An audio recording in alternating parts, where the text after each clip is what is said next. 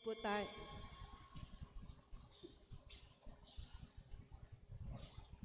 Ngayon po ay linggo sa ika-28 sa karaniwang panahon. Ang mamumuno po sa ating banal na misa ay ang ating kora-paroko, Reverend Father Arnel Aquino S.J. Tumayo po tayo at sumabay sa pangbungad na awit.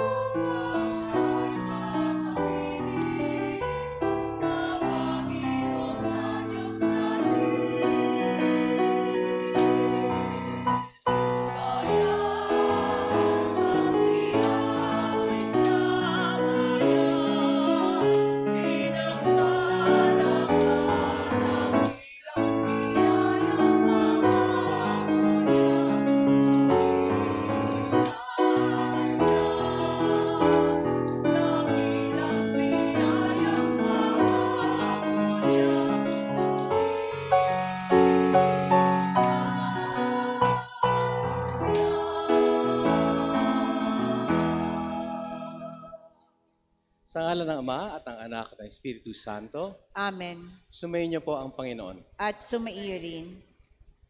Sa atin pong Ebanghelyo, naghandog ng isang masaganang pigingang hari para sa kasal ng kanyang anak na lalaki. Inanyayahan niya ang lahat ng dumalo para sa piging na ito. Subalit sa dinami-rami ng kanyang mga inanyayahan, kakaunti lamang ang tumugon. May iba namang dumalo, ngunit hindi nakadamit pang kasalan. Bilang mga Kristiyano po, inaanyayahan tayo muli ng Diyos na dumalo sa kanyang piging.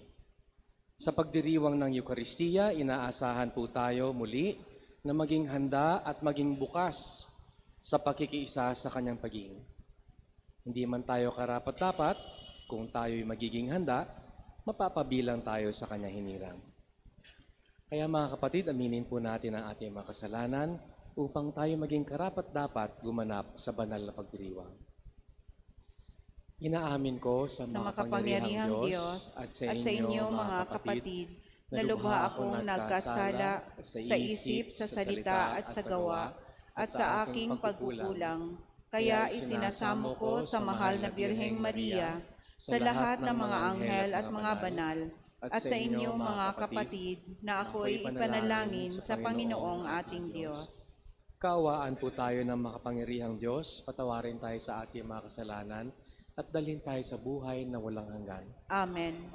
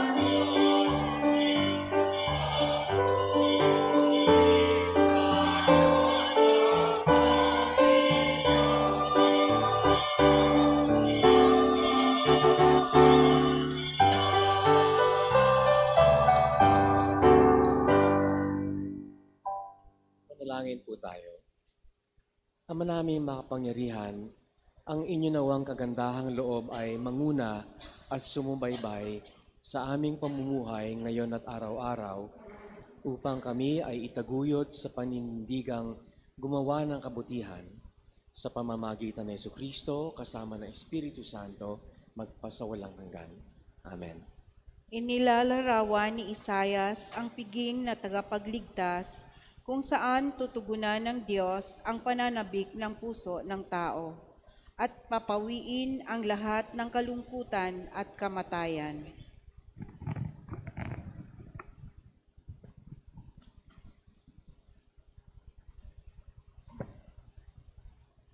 Pagbasa mula sa aklat ni Propeta Isayas. Sa bundok ng Siyon, aanyayahan ng Panginoon ang lahat ng bansa. Gagawa siya ng isang piging para sa lahat na ang handay masasarap na pagkain at inumin. Sa bundok ng ito'y papawiin niya ang kalungkutang nagahari sa lahat ng bansa. Lubusan na niyang papawiin ang kamatayan. Papahirin ng Panginoon ang luha ng lahat. Aalisin niya sa kahihiyan ang kanyang bayan. Kung magkagayon, sasabihin ng lahat, siya ang ating Diyos na ating pinagtitiwalaan. Ang inaasahan nating magliligtas sa atin. Magalak tayo at ipagdiwang ang kanyang pagliligtas. Iingatan ng Diyos ang bundok na ito. Ang salita ng Diyos. Salamat sa Diyos.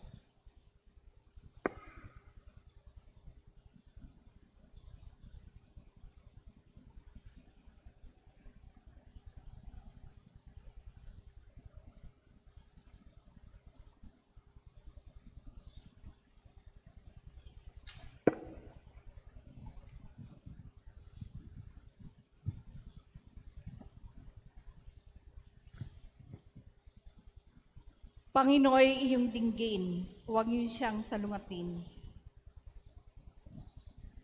Panginoon, iyong dinggin, huwag niyo siyang salungatin. Lagi akong mananahan sa bahay ng puong mahal.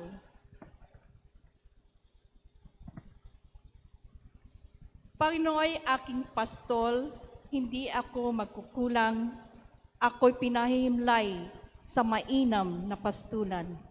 At inaakay niya ako sa tahimik na batisan, binibigyan niya ako niyong bagong kalakasan. Lagi akong mananahan sa bahay ng puong mahal. At sang-ayon sa pangako na kanyang binitiwan, sa matuwid na landasi, doon ako inaakay, kahit na ang daang iyon tumatahak sa karimlan. Hindi ako matatakot, pagkat ika'y kaagapay, ang tungkod mo at pamalo, ang gabay ko at sanggalang. Lagi akong mananahan sa bahay ng puong mahal. Sa harapan ng lingkod mo, ikaw ay may handang dulang. Ito iyong ginagawang nakikita, nakaaway. Nalulungkot ka sa akin na ulo ko ay langisan, at pati ng kalis ko ay iyong pinaapaw. Lagi akong mananahan sa bahay ng puong mahal. Tunay na ang pag-ibig mo at inyong kabutihan sa saakit tataglayin habang ako'y nabubuhay. Doon ako sa templo mo lalagi at mananahan. Lagi akong mananahan sa bahay ng puong mahal. Nagpapasalamat si San Pablo sa mga Kristiyano sa Pilipos dahil sa kakandahang loob nila sa Kanya. Bagamat magagawang harapin ni San Pablo ang mga pagsubok, nagpasalamat siya sa kanilang pagtulong, kaakibat ang dalangin ng biyaya para sa kanilang lahat. Pagbasa mula sa sulat ni Apostol San Pablo sa mga taga-Pilipos. Mga kapatid, naranasan ko ang magikaos. Naranasan ko rin managana. Natutunan ko nang harapin ang anumang katayuan, ang mabusog o magutom, ang kasaganaan o kasalatan. Ang lahat ng ito'y magagawa ko dahil sa lakas ng kaloob sa akin ni Kristo. Gayunman, ikinagagalak ko ang ginawa ninyong pagtulong sa akin. At buhat sa kayamanan ng Diyos, hindi mauubos. Ibibigay niya ang lahat na inyong kailangan sa pamamagitan ni Kristo Jesus. Purihin ang ating Diyos at Ama magpakailanman. Amen. Ang salita ng Diyos. Salamat sa Diyos. Parangalan po natin ang mabuting balita ng Panginoon.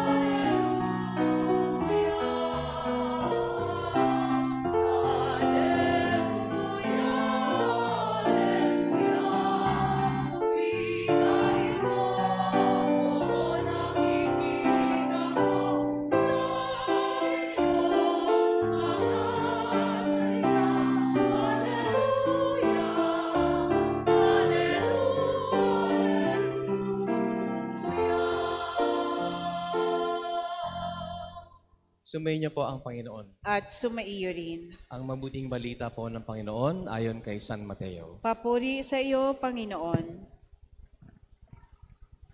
Noong panahong iyon, muling nagsalita si Jesus sa mga punong saserdote at matatanda ng bayan sa pamamagitan ng isang talinghaga. Sinabi niya, ang paghahari ng Diyos ay katulad nito. Naghandog ng isang piging ang isang hari sa kasal ng kanyang anak na lalaki. Sinugo niya ang kanyang mga alipin upang tawagin ang mga inanyayahan, ngunit ayaw nilang dumalo. Muli siyang nagsugo ng ibang mga alipin at kanyang pinagbilinan, sabihin ninyo sa mga inanyayahan na naihanda ko na ang aking piging, napatay na ang aking mga baka at mga pinatabang guya, at handa na ang lahat ng bagay, halina kayo sa piging. Ngunit hindi ito pinansin ng mga inanyayahan. Humayo sila sa kanilang lakad at isa'y sa kanyang bukid at sa kanyang pangalakal naman ang isa. Sinunggaban naman ng iba ang mga alipin, hinamak at pinatay. Galit na galit ang hari. Pinaparoon niya ang kanyang mga kawal, ipinapuksa ang mga mamamatay taong iyon at ipinasunog ang kanilang lungsod. Sinabi niya sa kanyang mga alipin, nakahanda na ang piging, ngunit hindi karapat-dapat ang mga inanyayahan. Kaya't pumunta kayo sa mga lansangang matao at inyong anyayahan sa kasalan ang lahat ng makita ninyo. Lumabas nga sa mga pangunahing lansangan ang mga alipin at isinama ang lahat ng natagpuan, masama man o mabuti, ano pat napuno ng mga panauhin ang bulwagang pangkasalan. Pumasok ang hari upang tingnan ang mga panauhin at nakita niya roon ang isang taong hindi nakadamit pangkasalan. Kaibigan, bakit ka pumasok dito nang hindi nakadamit pangkasalan? Tanong niya. Hindi naikainik ang tao. Kaya't sinabi ng hari sa mga katulong, gapusin ninyo ang kanyang kamay at paa at itapon siya sa kadiliman sa labas. Do'y mananangis siya at magngangalit ang kanyang ngipin. Sapagkat marami ang tinatawag, ngunit kakaunti ang nahihirang. Mga kapatid, ang mabuting balita ng Panginoon. Pinupuri ka namin, Panginoong Hesu Kristo. May pinariringgan po si San Mateo sa gospel natin ngayon. Yung hari sa kwento, ang Diyos. Ang anak na bibigyan niya ng party, si Jesus. Ang unang inimbita niya sa handaan, mga Hudyo. Ang mga sugo na inutusan niya para i-remind sila na pumunta sa party, mga propeta. Anong ginawa ng mga Hudyo? Inisnab nila ang mga sugo ng hari, mga propeta. Second time around, padala uli ang hari ng mga sugo. Sino ang mga ito?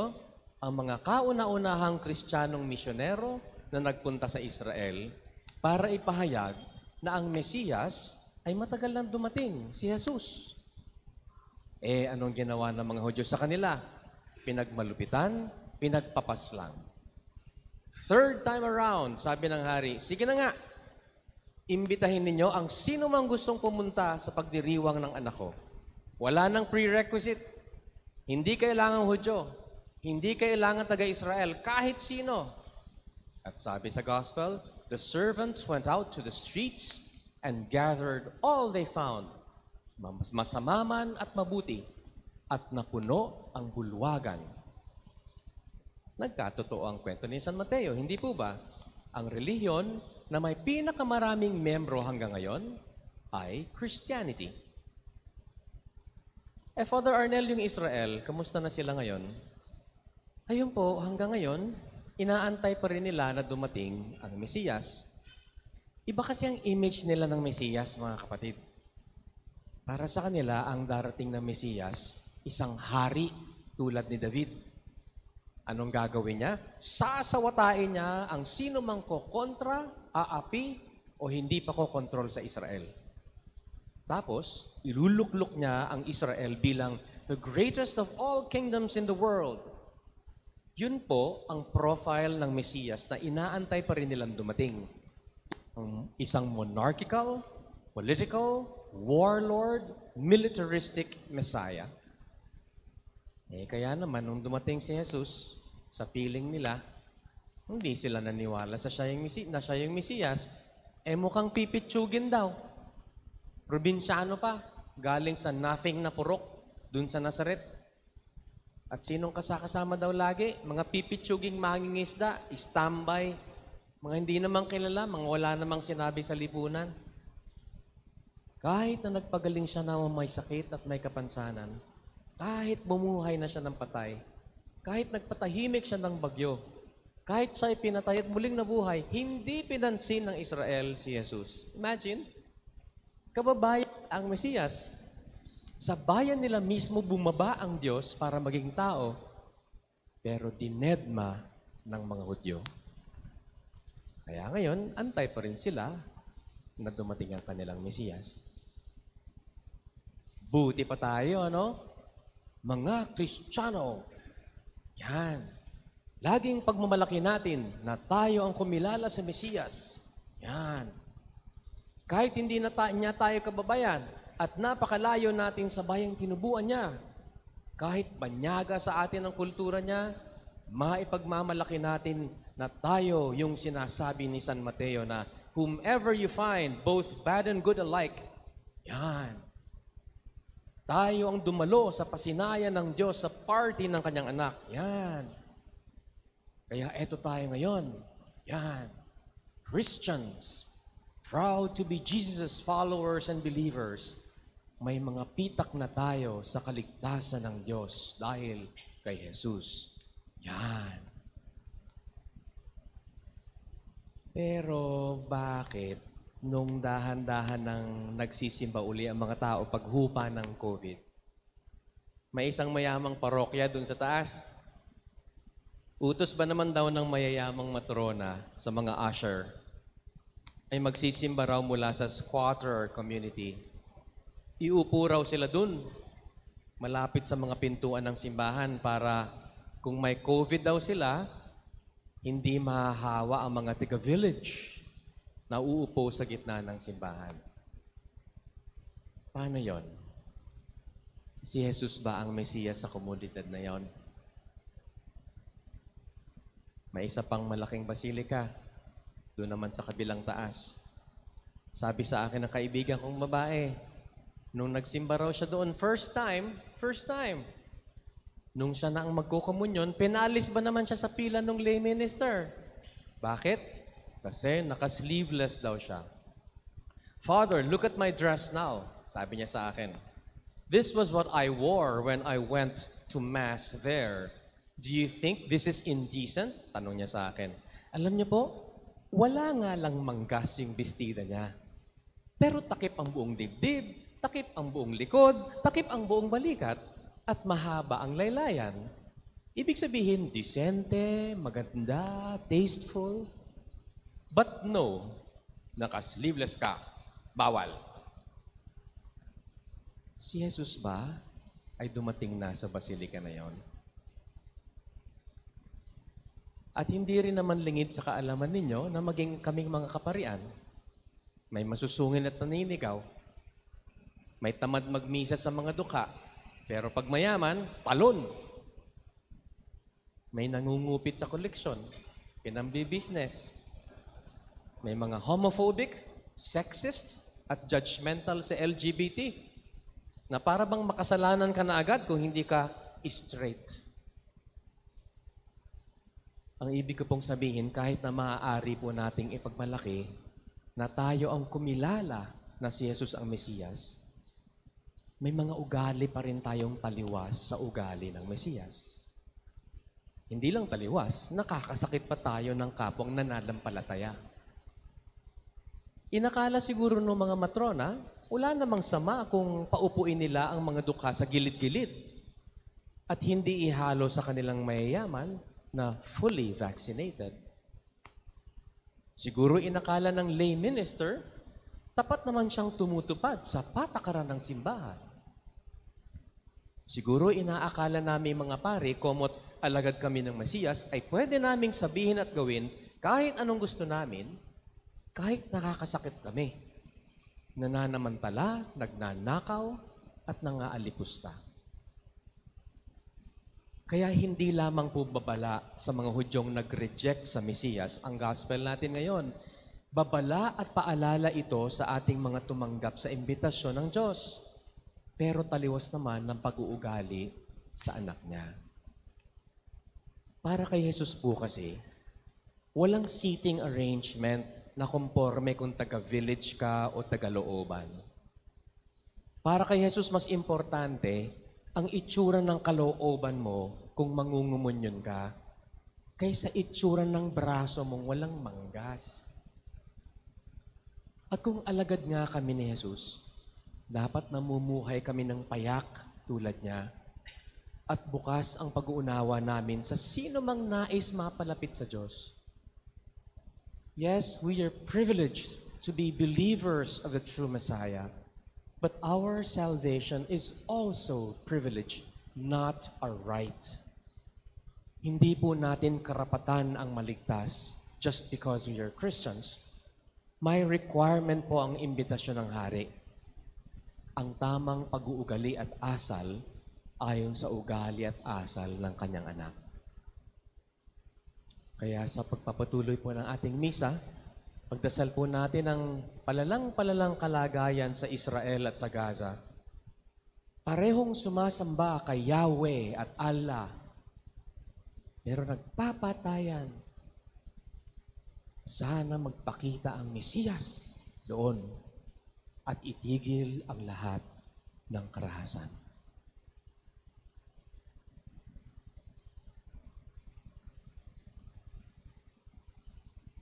Hayo po tayo at ipahayag ang ating pananampalataya. Sumasampalataya ako Sa Diyos amang makapangyarihan sa lahat, na may gawa ng langit at lupa. Sumasampalataya ako kay Hesukristo, iisang anak ng Diyos, Panginoon nating lahat. Nagkatawang tao siya, lalang ng Espiritu Santo. Ipinanganak ni Santa Mariang Birhen. Pinagpakasakit ni Poncio Pilato.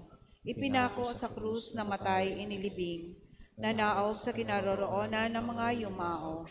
Nang may ikatlong araw na buhay na maguli, umakyat sa langit, naduluklok sa kanan ng Diyos amang makapangyarihan sa lahat. Doon nagmumulat paririto at huhukom sa nangabubuhay at nangamatay na tao. Sumasampalataya naman ako sa Diyos Espiritu Santo, sa banal na simbahang Katolika, sa kasamahan ng mga banal, sa kapatawaran ng mga kasalanan, sa pagkabuhay na muli ng nangamatay na tao, at sa buhay na walang hanggan. Amen. Idalangin po natin sa Ama na maging karapat-dapat tayong dumalo sa pagdiriwang ng kanyang piging. Bilang kanyang mga anak, maging tagapag-anyaya rin nawa tayo sa lahat ng antas at uri ng tao. Buong pagtitiwala po nating sabihin, O Diyos, biyayaan niyo ang inyong sambayanan. O Diyos, biyayaan mo ang iyong sambayanan.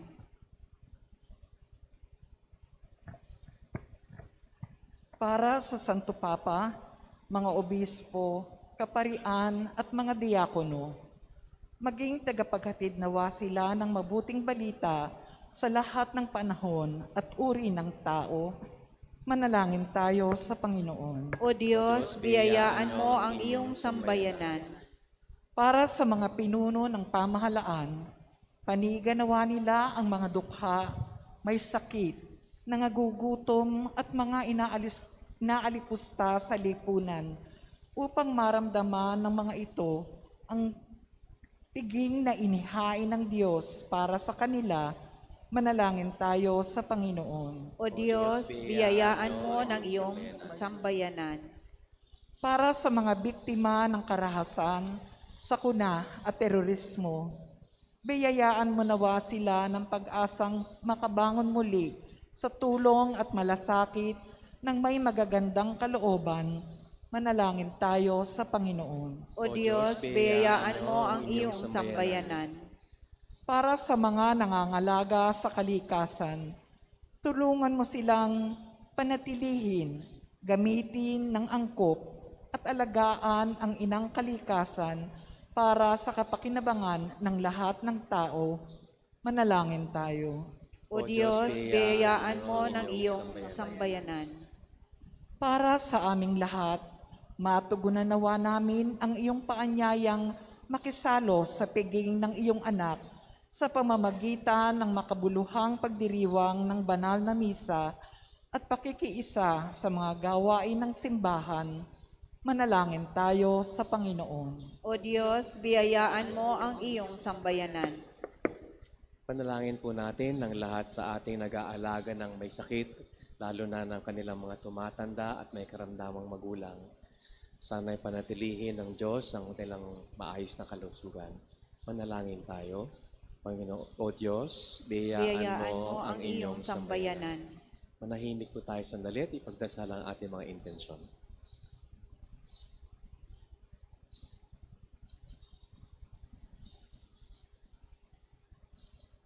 Ama naming Diyos, dinggin niyo po ang panalangin ng inyong sambayanan.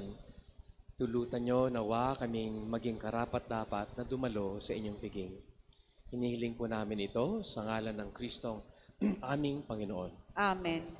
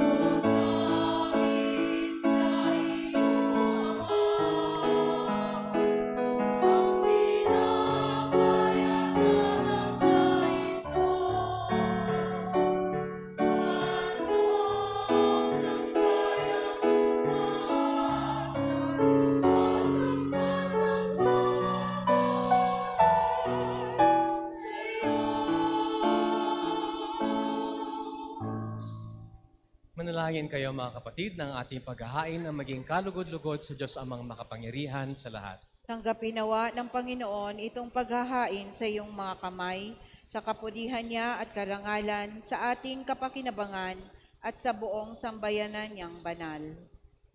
Ama namin lumikha, tanggapin niyo po ang aming mga panalangin na sumasaliw sa aming paghahain upang sa ginaganap naming pagdiriwang, kami ay makatawid sa kaluwalhatian sa pamamagitan ng Jesucristo kasama ng Espiritu Santo Amen. at sa walang hanggan. Amen. Amen. Sumainyo po ang Panginoon. At sumaiyo rin. Itaas po sa Diyos ang inyong puso at diwa. Itinaas na namin sa Panginoon. Pasalamatan po natin ang Panginoong ating Diyos. Marapat na siya ay pasalamatan. Ama naming makapangyarihan, tunay ngang marapat na kayo ay aming pasalamatan sa pamamagitan ng Jesucristo na aming Panginoon. Lubhang nabagbag ang kanyang loob sa pagkakamali ng tao sa sansinukob, kaya't minabuti niya na siya'y ipanganak ng birheng bukod ninyong pinagpala sa babaeng lahat. Sa labi ng imbing kamatayan, kami ay inagaw ng namatay ninyong anak. Sa pagkabuhay niya, kami kanyang binuhay upang kaugnayan namin sa inyo ay huwag magwakas. Kaya kaisa ng mga anghel na nagsisiawi ng papuri sa inyo nang walang humpay sa kalangitan, kami po'y nagbubunyi sa inyong kadakilaan.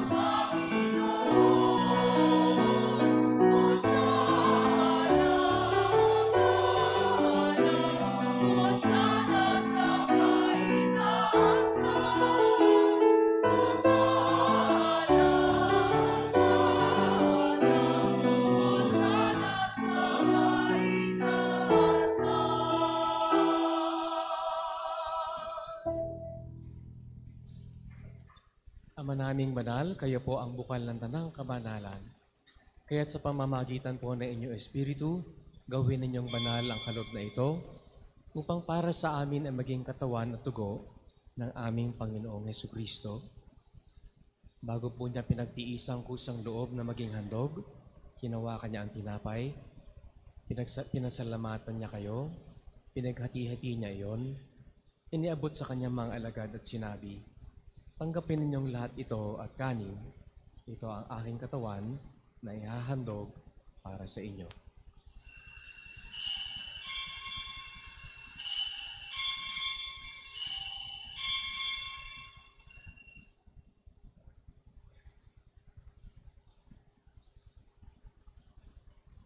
Gayon din naman nung matapos ang hapunan, hinawakan niya ang kalis.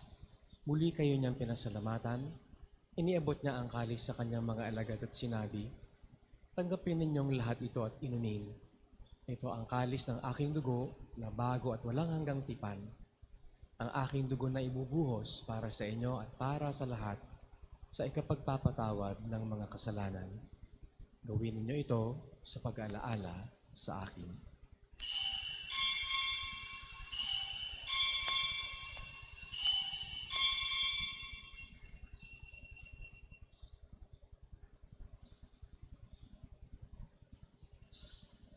Pagbunyi po natin ang misteryo ng ating pananampalataya. Oh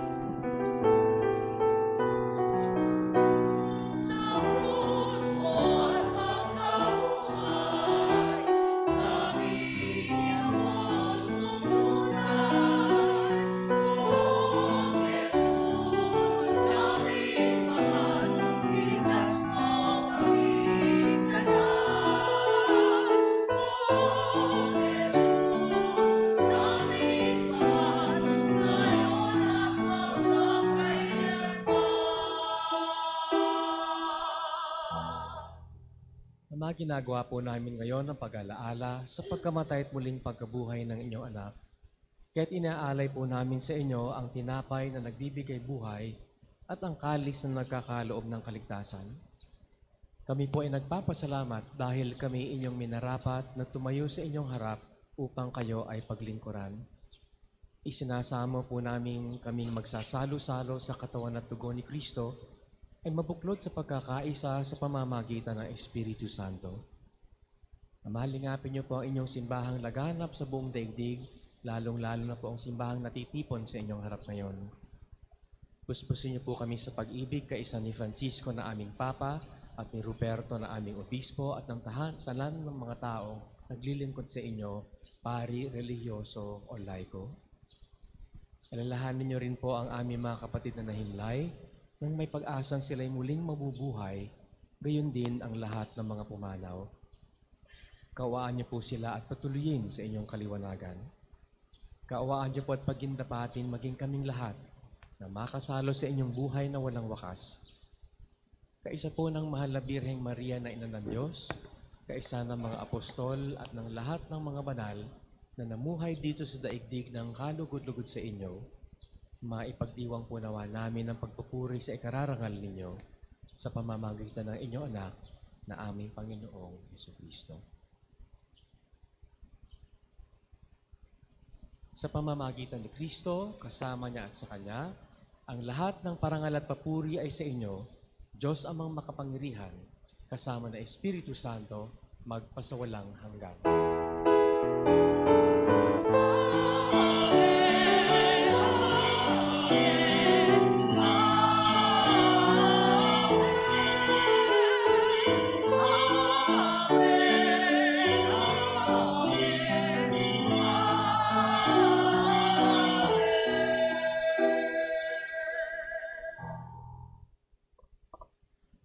Buong giliw po natin dasalin ang panalangin na turo sa atin ng ating Panginoon.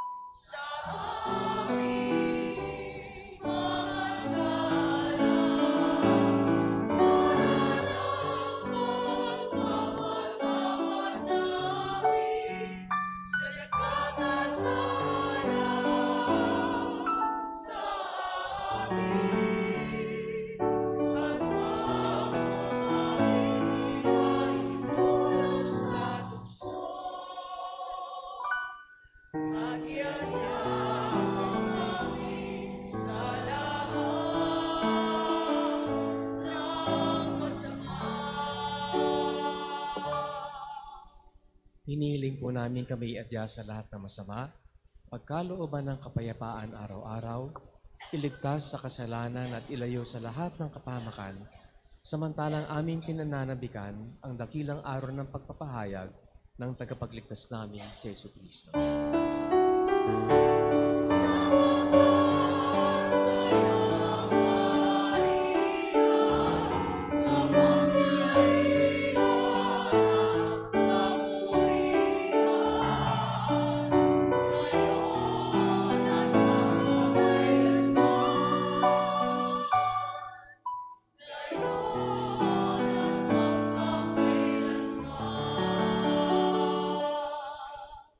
Panginoong Jesucristo, sinabi niyo po sa inyong mga apostol, kapayapaan ang iniiwan ko sa inyo, Ang aking kapayapaan ang ibinibigay ko sa inyo. Tunghayan niyo po ang aming pananampalataya at huwag ang aming pagkakasala. Pagkaaluban niyo po kami ng kapayapaan at pagkakaisa ayon sa inyong kalooban, kasama ng Espiritu Santo, magpasawalang hanggan. Amen. Ang kapayapaan po ng Panginoon ay laging sumainyo. At sumaiyo rin. Magbigayan po tayo ng kapayapaan sa isa't isa.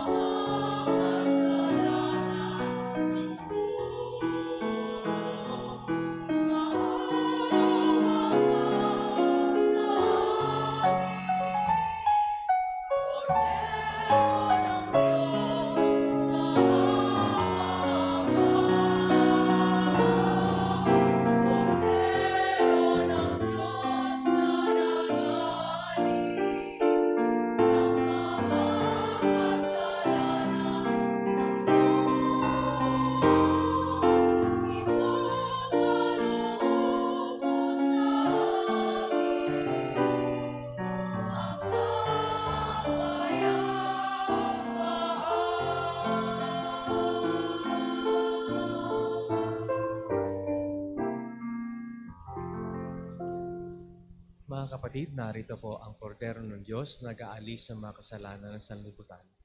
Papalad po tayong inayayahan sa kanyang piging. Panginoon, hindi ako karapat-dapat na magpatuloy sa iyo, ngunit sa isang salita mo lamang ay gagaling na ako.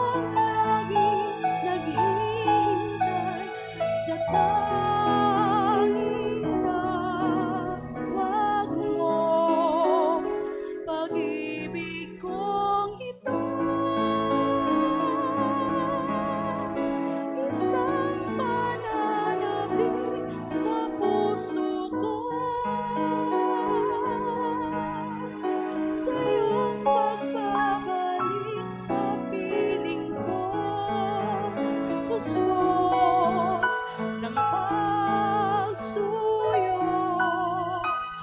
manahimik makinig at maging aking muli.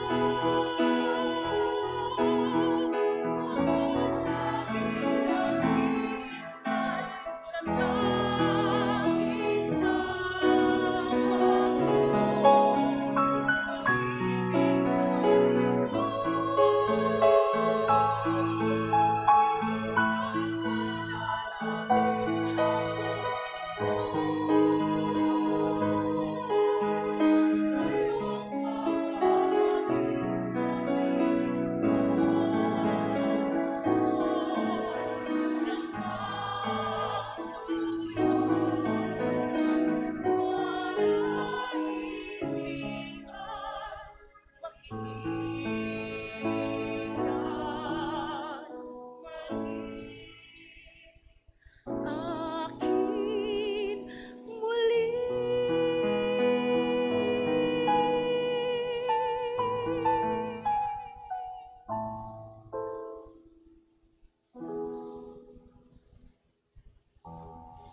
Lumuhod po tayo at ating dasalin ang panalangin kay San Jose.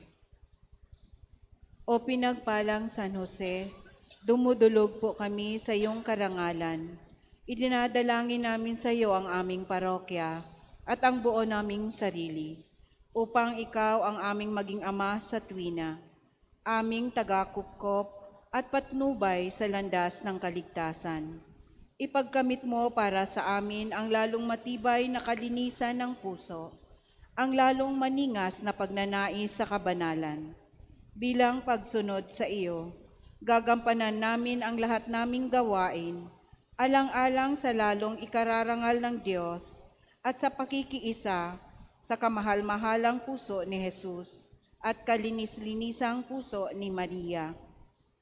At ikaw, o pinagpalang San Jose, idalangin mo kami at nang kami makabahagi sa kapayapaan at kaaliwan na iyong magandang kamatayan.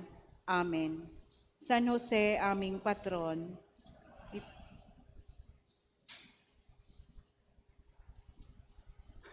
Magsatayo po tayong lahat. Manalangin po tayo. Ama namin mapagmahal, ngayong kami inyong pinapakinabang sa katawan at dugong banal. Iniluluhog po namin sa dakila ninyong kabutihan sa tanan na kami gawin ninyong kasalo sa inyong buhay sa pamamagitan ng Jesucristo kasama ng Espiritu Santo magpasawalang hanggan. Amen. Sumainyo po ang Panginoon. At sumaiyo rin. Magsiyuko po kayo habang ginagawad ang pagbabasbas. Ama namin mapagpala, pagpalain niyo po ang inyong mga kaloob, buhat sa langit ang inyong sambayanan, at pamalagiin ninyong sumusunod sa inyong kalooban sa pamamagitan ng Jesucristo kasama ng Espiritu Santo magpasawalang hanggan. Amen. At pagpalain po kayo at inyong mga mahal sa buhay ng Ama, Anak, at Espiritu Santo. Amen. Tapos na po ang misa, humayo tayo't paglingkuran ng Diyos at mahalin ang ating kapwa. Salamat sa Diyos. Good morning po.